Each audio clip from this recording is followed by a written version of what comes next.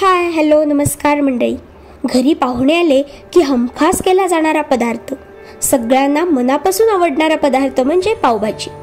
Street style pav bhaji घरच्या घरी खायला मिळाली म्हणजे किती भारी, होय ना? मलाही खूप पावभाजी आवडते, पण ही पावभाजी माझ्या मोस्ट फेवरेट शेफकडून इन्स्पायर डिश आहे, शेफ संजोत कीर.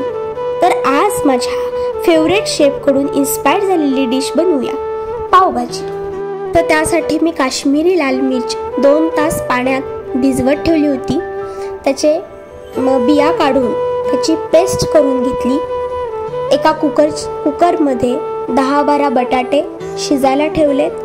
त्यानंतर लसूणची पण बारीक पेस्ट, अगदी पातळ अशी पेस्ट करून घ्यायची.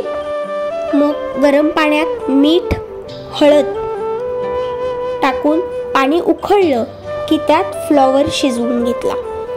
आता काय होतं तर मीही म्हणजे आधी कुकरच्या भांड्यात सगळ्या भाज्या एकत्र शिजवायची, पण माझ्या इन्स्पायर्ड जे शेफ आहेत ज्यांच्याकडून मी इन्स्पायर्ड ही अशी डिश केलेली आहे, त्यांच्या म्हणण्यानुसार बटाटा आणि फ्लॉवर एकत्र शिजवला की फ्लॉवरचा जो विशिष्ट वास असतो तो बटाट्याला लागतो.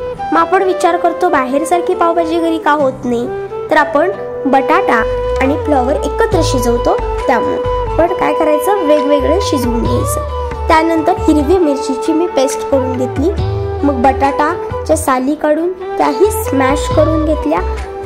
आधी स्मॅश करून घेतल्या की नंतर जास्त स्मॅश करायला लागत नाही, मग ते काय होतं आहे अशा अख्खे राहतात. आणि त्यानंतर फ्लॉवर सुद्धा स्मॅशरनं मी एका भांड्यात स्मॅश करून घेतले. त्यानंतर कढई, त्यात तेल आणि खूप सारं बटर, तुम्हाला आवडतं त्याप्रमाणे तुम्ही कमी जास्तही करू शकता.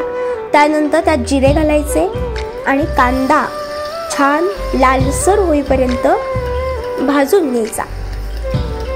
कांदा भाजल्यानंतर त्यात टोमॅटो घालायचा. टोमॅटो लवकर शिजावा त्यामुळे त्याच्यात मीठ घालायचं, म्हणजे मीठ घातल्यानंतर टोमॅटो हा लवकर शिजतो. त्यानंतर त्यात हिरवी मिरचीची जी पेस्ट आपण केली होती ती टाकायची.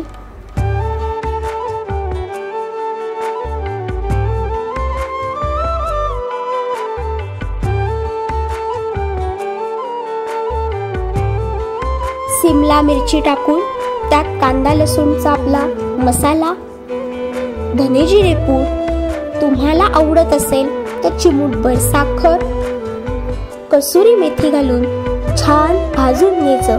अगदी तेल सुटेपर्यंत त्याला भाजून घ्यायचं, म्हणजे भाजी चवीला खूप छान अशी लागते. भाजून घेतल्यानंतर थोडीशी कोथिंबीर घालायची फोडणीतच, म्हणजे कोथिंबीरचा जो वास आहे, जो फ्लेवर आहे तो येतो. त्यानंतर मटार मी जरासा स्मॅश करून घेतले होते, जरासा ओबडधोबड स्मॅश करून घ्यायचे. नंतर स्मॅश केलेला बटाटा, स्मॅश केलेला फ्लॉवर टाकायचा आणि छान असं मिक्स करून घ्यायचं. मिक्स केल्यानंतर वरून जे आपण लसणाची पेस्ट केली होती ती टाकायची. कलरसाठी तुम्हाला जर खायचा कलर जर टाकायचा असेल तर ते टाकू शकता, किंवा आपला खायचा तिखट असेल, म्हणजे कलरचं तिखट असेल ते टाकलं तरी काही हरकत नाही. त्यानंतर चिली पेस्ट आपण जी केली होती ती टाकली. त्यानंतर पावभाजी मसाला, कोथिंबीर टाकून मस्त असं मिक्स करून घ्यायचं. त्यानंतर थोडं थोडं करून गरम पाणी टाकायचं. गरम पाणी टाकल्यानंतर कलर जास्त छान येतो भाजीला. आणि थोडं थोडं पाणी टाकून स्मॅशरनं छान मिक्स करून घ्यायचं. वरून थोडंसं बटर आणि टाकू शकता. त्यानंतर आपण स्ट्रीट स्टाईल आहे त्यामुळे तडका तो बनत आहे. मग एका लोखंडाची कढई किंवा तवा, त्या तव्यात बटर, तिखट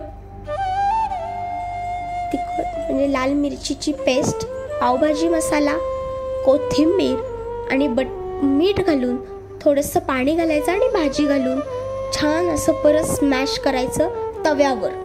तो त्याचा तव्याचा फ्लेवर, त्याचा स्मोकी फ्लेवर भाजीला एक नंबर भाजी होते. अगदी बाहेरसारखी हॉटेलमध्ये सुद्धा अशी भाजी होत नाही, तशी घरच्या घरी भाजी होते. आमच्यात अशी भाजी, पावभाजी खूप आवडते. आवडली. So thank you Sanjyoti and food lab. त्यांचं यूट्यूब चॅनलचं नाव फूड लॅब आहे. ते माझे मोस्ट फेवरेट शेफ आहेत. त्यांच्याकडून मी ही भाजी शिकलेली आहे आणि एक नंबर ही भाजी होते.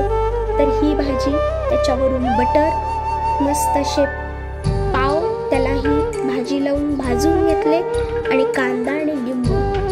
आहा, ही पावभाजी घरच्या घरी अगदी विकतपेक्षाही भारी लागते. नक्की करून बघा आणि सबस्क्राईब करायला विसरू नका.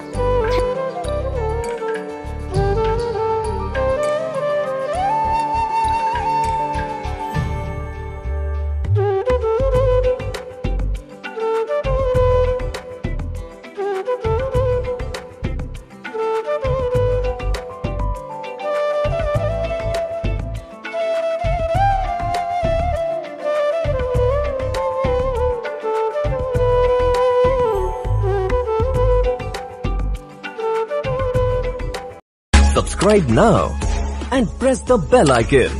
Never miss an update.